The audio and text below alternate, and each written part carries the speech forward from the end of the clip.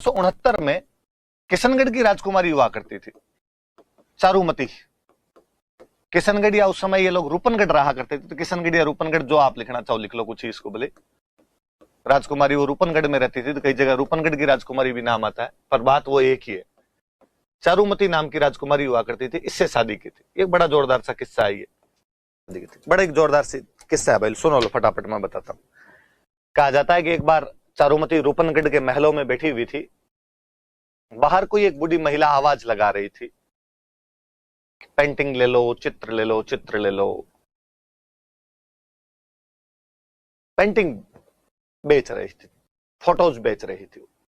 राजकुमारी चारुमती ने उस महिला को महलों में बुलाया और उस महिला से अच्छे अच्छे पोस्टर लिए, भगवान राम का, कृष्ण का, शिव विष्णु के, राजा महाराजाओं में महाराणा प्रताप का, पृथ्वीराज चौहान का, राणा सांगा का, कई फोटो लिए उसने। वो महिला दिल्ली से आई थी और उस महिला ने कहा कि राजकुमारी तुम्हें एक पोस्टर और लेना चाहिए, जब तुम इतने पोस्टर ले रही हो तो एक फोटो और लो तुम अच्छा से। राजकुमारी ने कहा वो किसका फोटो है? उसने एक लंबा सा बड़ा सा पोस्टर दिखाया। राजकुमारी ने कहा ये कौन है? इनको नहीं जानती तुम? स्वयं हिंदुस्तान के बादशाह, मुगलिया सल्तनत के मालिक, जहांपना आलमगीर औरंगजेब खुद है ये। उसने अच्छा, औरंगजेब ये है क्या? औरंगजेब के किस्से कारनामे उस समय सब जगह फैल रहे थे कि साहब औरंगजेब किस प्रकार से कट्टर नीतियां अपना रहा है। उसने वो पोस्टर भी लिया, उन सारे पोस्टर के रुपए दिए उस बूढ़ी महिला को और कहा माई 2 मिनट रुको तुम। फिर अपनी सहेलियों को कहा कि सारी अपने जूते निकाल के इस पोस्टर पे मारो, औरंगजेब वाले पे। सहेलियों ने इस पोस्टर पे जूते जूते जूते जूते मारे, तो पोस्टर बापड़ा चिंदी चिंदी हो गया एकदम। उस बूढ़ी महिला को दिया और दे के कहा कि जाके औरंगजेब को कहना चारुमती ने फाड़ा है। वो बूढ़ी महिला गई और उसने जाके औरंगजेब को कहा कि जहांपना आलमगीर, इस प्रकार से राजस्थान में किशनगढ़ के पास रूपनगढ़ नाम की जगह पर एक राजकुमारी चारुमती ने आपके पोस्टर की ये हालत की, टोटे टोटे कर दिए इसके। और मैं तो क्या बताऊं, मैं तो बोल ही नहीं सकती, क्या बुंडी बुंडी गालियां निकाली है आपको। औरंगजेब को बड़ा गुस्सा है। औरंगजेब ने कहा अच्छा, मतलब ये औकात। औरंगजेब ने हाथों हाथ रूपनगढ़ फोन किया, मैं तुम्हारी राजकुमारी चारुमती से शादी करना चाहता हूं। रूपनगढ़ वालों की क्या औकात की औरंगजेब को मना करे, छोटी सी रियासत। कहा कि साहब आओ उधर से, तब मिस कॉल कर देना, टेंट वेंट लगा के रखेंगे, मिठाई विठाई उतरवा लेंगे थोड़ी। जब चारुमती को यह पता चला कि मेरे घर वाले मेरी शादी औरंगजेब से कर रहे हैं, तो उसने मना कर दिया कि मैं औरंगजेब से शादी आज करूं कल करूं, और आप मेरी जबरदस्ती औरंगजेब से शादी नहीं कर सकते इस प्रकार। घर वालों ने समझाया कि देख तेरी शादी नहीं करेंगे, औरंगजेब सेना लेकर आएगा, अपने मुकाबला नहीं कर पाएंगे औरंगजेब का, और एक तेरी शादी नहीं करने की वजह से औरंगजेब की सेना साधारण परिवारों की लड़कियों को उठा उठा के ले जाएगी। राजा को प्रजा को बचाने के लिए कई काम करने पड़ते हैं, इन बाकी लोगों की रक्षा के लिए आवश्यक है, शांति के लिए आवश्यक है कि तेरी शादी कर दी जाए। राजकुमारी ने कहा कि नहीं, मैं शादी आज करूं कल करूं। तो राजकुमारी ने कहा तो मैं रक्षा खुद कर लूंगी मेरी। घर वालों को गुस्सा आएगा, ठीक है तो कर ले तू जो तुझे करना हो, वो हम तो शादी करेंगे। अब राजकुमारी चारुमती सोचेगी कौन बचा सकता है अपने को,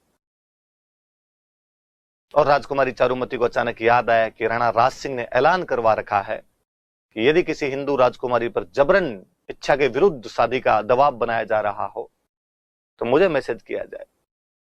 राजकुमारी चारुमती ने कहीं से महाराणा राज सिंह जी के नई जियो सिम के नंबर कबाड़े, व्हाट्सएप मैसेज किया उनको, फूल तुम्हें भेजा है खत में, ऐसा तो क्या लिखा होगा।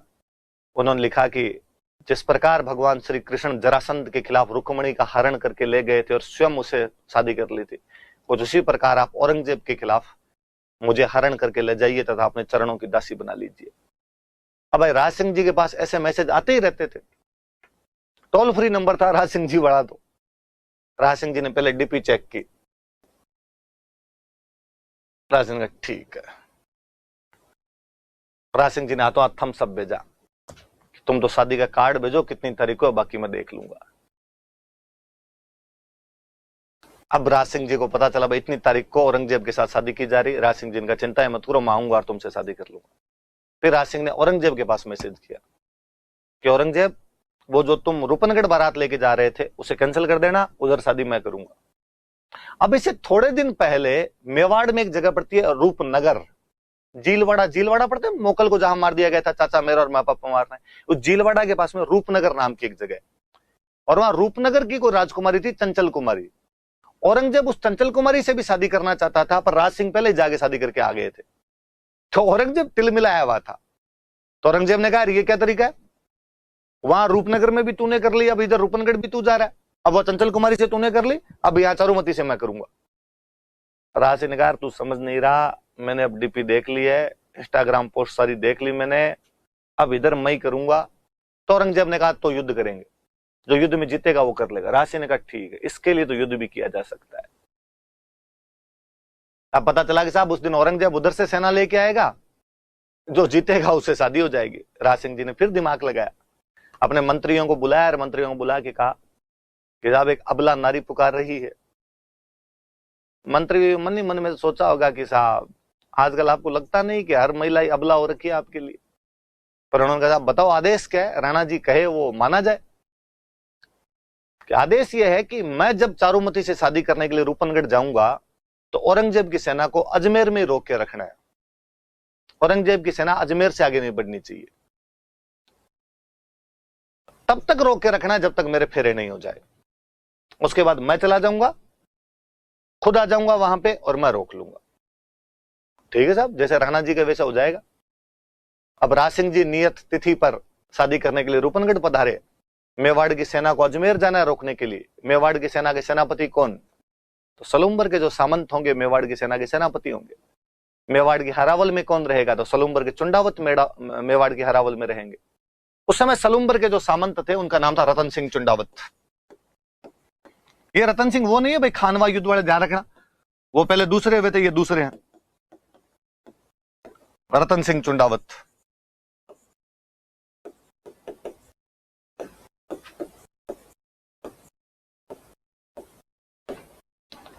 सलूम्बर के सामंत हुआ करते थे।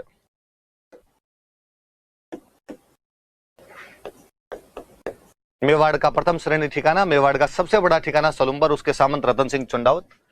और रतन सिंह जी के पास समाचार भेजा गया कि रतन सिंह जी, राज सिंह जी रूपनगढ़ पधारे हैं शादी के लिए, आपको औरंगजेब की सेना को रोकने के लिए अजमेर जाना है। जिस दिन रतन सिंह के पास यह समाचार गया शाम को, उसी दिन में खुद रतन सिंह की शादी हुई थी। हाड़ी रानी थी सहल कंवर, सहल कंवर नाम करके इसके एक हाड़ी रानी थी। हाड़ा चौहान होते हैं तो हाड़ाओं की जो बेटियां होती तो हाड़ी रानी हो जाती। सहल कंवर नाम करके रानी के साथ इसकी शादी हुई थी। दिन में बंदे की शादी हुई, शाम को मैसेज आया आपके पास कि कल युद्ध लड़ने के लिए जाना है। मुझे लगता है ऐसा मैसेज दो ही लोगों के पास गया आज दिन तक, या तो सलूम्बर वाले रतन सिंह चुंडावत के पास गया था, या बॉर्डर मूवी में सुनील शेट्टी के पास में गया था, बाकी तो किसके पास ही गया होगा ऐसा मैसेज। और रतन सिंह चुंडावत ने मना कर दिया। रतन सिंह का दिमाग खराब है, दिन में ब्याह हुआ आज, कल करे युद्ध करने के लिए जाना है। राज सिंह जी का दिमाग खराब हो गया, खुद के ब्याह के चक्कर में लोगों के ब्याह क्यों खराब करते घूम रहे हैं। उसकी रानी हाड़ी रानी सहल कंवर को जब इस बात का पता चला कि मेरे पति युद्ध में जाने से इनकार कर रहे हैं, उसने अपने पति को समझाया कि आपको युद्ध करने के लिए जाना चाहिए, क्योंकि मेवाड़ के हरावल में सलूम्बर के चुंडावत रहेंगे, ये अधिकार आपके पूर्वजों को मिला हुआ है जब चुंडा जी ने राज्य का त्याग कर दिया था। ये बहादुरी का प्रतीक है, आपके प्रति सम्मान का प्रतीक है। यदि आप लड़ने के लिए नहीं जाएंगे तो सलूम्बर वालों से हरावल का अधिकार छीन लिया जाएगा। आने वाली पीढ़ियां थू थू करेगी कि हमारे एक दादा परदादा निकम्मा निकल गया था बीच में, उसकी वजह से हमसे अधिकार छीन लिया गया है। रतन सिंह जी ने कहा अरे तो मैं कब मना करता हूं इनके लिए लड़ने से, हमेशा लड़ने के लिए जाता हूं, कितनी लड़ाइयां लड़ी होगी इनके लिए, पर आज का दिन तो इनको भी देखना चाहिए था। सहल कंवर ने फिर समझाया कि कर्तव्य बहुत बड़ी चीज होती है, उसके लिए स्नेह प्रेम ये सब त्यागने पड़ते हैं। राष्ट्रवाद, देश के प्रति प्रेम, इन सब से ऊपर उठकर होता है। आज देश पुकार रहा है आपको। उस रानी ने समझाया तो रतन सिंह जी भाई तैयार तो हो गए। दूसरा दिन रतन सिंह जी में अपने सलूम्बर की सेना को लेके मेवाड़ के हरावल में जाने के लिए तैयार हुए। और भाई बंदे के नया नया यूं ब्याह हो रखा हो, अचानक ऐसे भेज दे। घोड़े लेके रवाना तो हुए, लेकिन फिर कहीं बैकग्राउंड म्यूजिक चलता होगा, जाते हुए लम्हों जरा ठहरो। सलूम्बर से निकलते हुए जब उस रानी का महल आया, सहल कंवर का महल आया, तो रतन सिंह जी ने वापस ऊपर की तरफ देखा। रानी झरोखों के अंदर से अपने पति को झांक रही थी। रतन सिंह जी का दिल फिर, उन्होंने अपने पास खड़े अपने सैनिक को कहा कि ऊपर जाओ और रानी को कहो कि मैं उनके लिए कोई निशानी मंगा रहा हूं, कि कोई रानी की निशानी लेके आओ। लगा कि यार कोई रानी को निशानी विशानी दे देगी, अंगूठी अंगूठी चूड़ी उड़ी निकाल के दे देगी, तो अपने उसको देख के टाइम पास करेंगे। उस सैनिक ने जाके रानी हाड़ी रानी सहल कंवर से कहा कि नीचे आपके पति रतन सिंह चंडावत खड़े हैं और आपकी कोई निशानी मंगा रहे हैं। वो रानी पुनः सोचती है, वह लड़की जो कल ही शादी होकर आई थी, इस बारे में विचार करती है कि कैसा दिन आया है कि मेरी सुंदरता की वजह से मेरा पति युद्ध में जाने से आनाकानी कर रहा है। यदि पति युद्ध में ना गया तो बेइज्जती, यदि युद्ध में चला गया और वहां जाने के बाद कहीं मेरे चक्कर में वापस भाग के आ गया, आने वाली पीढ़ियां इस बात के लिए धिक्कारेगी कि एक राजकुमारी की सुंदरता ने उसके पति को मोहपास में बांधकर युद्ध करने से इनकार करवा दिया था। उसे पुनः याद आता है कि मैं बूंदी के उन हाड़ाओं के खानदान से बिलोंग करती हूं, जिनकी एक राजकुमारी की शादी, मेरी बुआ की शादी जोधपुर के राजा के साथ हुई थी, और मेरे फूफा जी जब युद्ध हार कर वापस आए थे तो मेरी बुआ ने किले के दरवाजे बंद करवा दिए थे।